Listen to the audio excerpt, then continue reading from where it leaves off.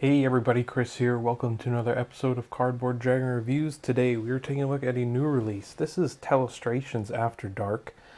This is a revamping of the classic Telestrations game, which is a very popular party game, except this one is, as it says, After Dark, more designed for adults. So this is for 4 to 8 players, recommended for adult ages, and it takes about 20 to 30 minutes to play. So this is basically the classic telephone game where you would whisper a word to somebody and they would then whisper it to the person beside them, and it would keep going around, and eventually you would get the word back to the person who started, and usually that word would end up being different than the one that was originally said because people hear things differently or mishear. So this is essentially that, but with pictures. We have a deck of cards here that's going to tell us what to draw. We're going to draw that picture, and we're going to be passing it around, and it's going to come back to the person who drew it originally, and we're going to see how that word evolved over time. So let me go ahead and give you quick instructions on how to play. This game is super simple, and then I'll go ahead and give you my final thoughts. Okay, so the game comes with 8 of these pens and 8 of these books, a big deck of cards, and 8 of these coasters that match the color of the book. So each player is going to need to take one of these books. And the way this works is each player is going to draw a card, and you're going to determine some way of deciding what number, you see they're double-sided here, deciding what number of card you want, what number on the card you want to draw. So for instance, we began rolling a dice when we were playing and deciding that way what number we were going to be drawing. So you can see there's a bunch of things on here. Some of these are a lot more rude than what you would find on the classic Telestrations, so that's why it's for adults. This card isn't too bad. You can see there's also items there that are in all caps and underlined. Those ones, if you get that, you can pick anything that would fit into that category. So for instance, let's say that I got this card and I ended up picking up number 5, which is back knee.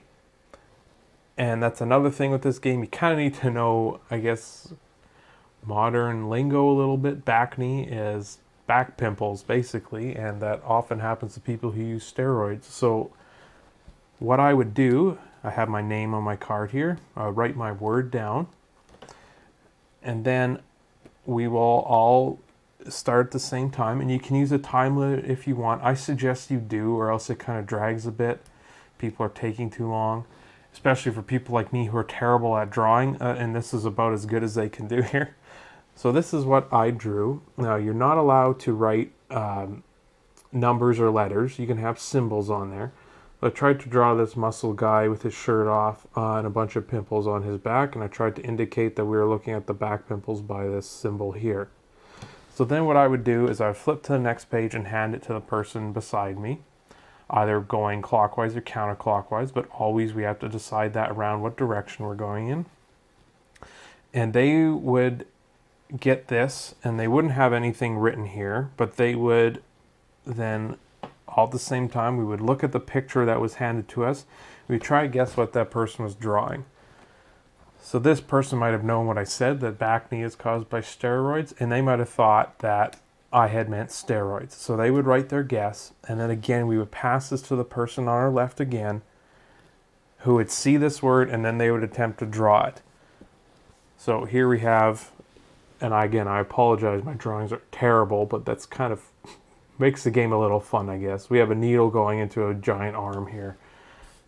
So somebody might have got that, and we would draw that, we would pass it again to the person on our left, and that person might have wrote down juicing, which is slang for taking steroids. So we keep doing this until this book comes back to the person who owns the book, and it will always end. You arrange it in such a way that you always get it back with a guess on it and not a picture.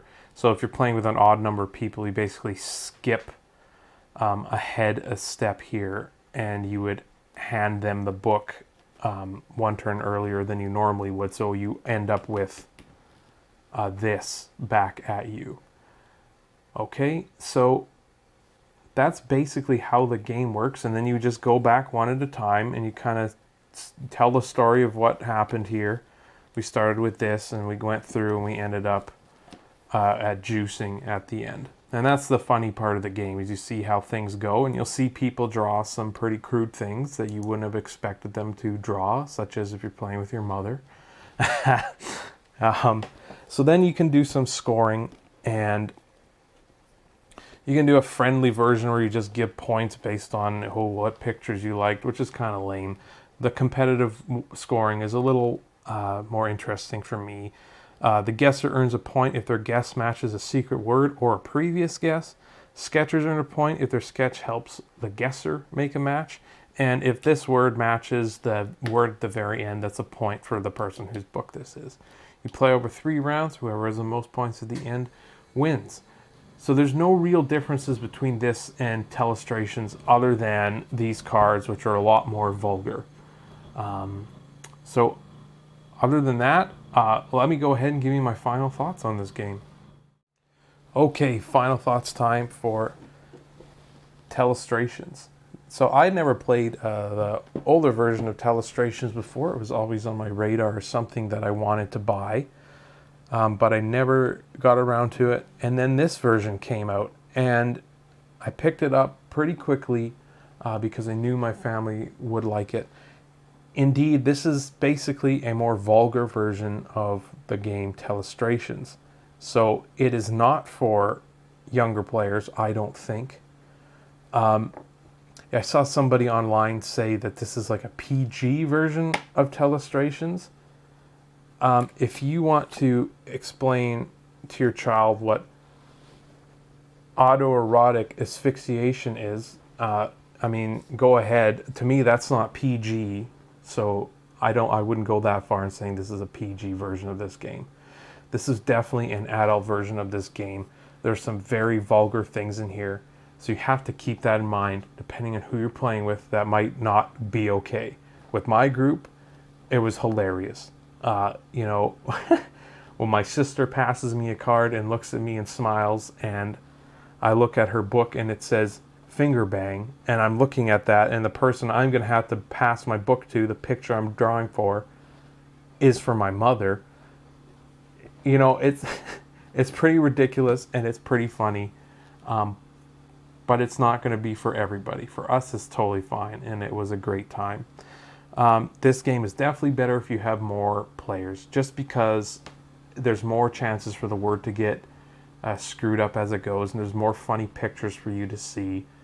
So that whole transformation process is just overall better.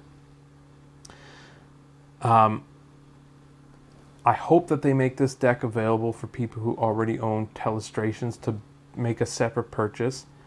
But if you do own Telestrations and you want more books, like if you want to play with more people, there's 8 more books, sketchbooks in this box, so you could accommodate more players with it. But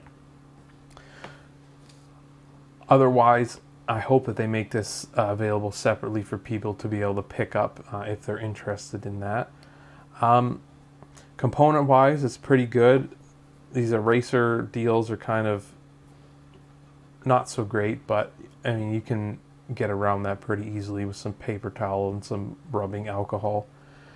So overall, this is an 8 out of 10 for me. I really like this game. It's more of an activity than it is a game, and my preference leans towards more strategic things than this, but this was a lot of fun. I had a great time with it and wanted to play it again after we finished the first time. So I definitely recommend this game if your group is okay with more vulgar stuff. If you're into Cards Against Humanity, for instance, I think this is kind of in the same vein. A little bit more fun for me, more than a little bit. It is definitely more fun for me because of the activity part. And even for me who can't draw worth a crap, as you can see here, it was still a lot of fun, and not being able to draw, you know, makes the words, the transformation of words, even more funny and even more likely to happen. So this has been Chris for Cardboard Dragon Reviews, and until next time, keep your dice on the table.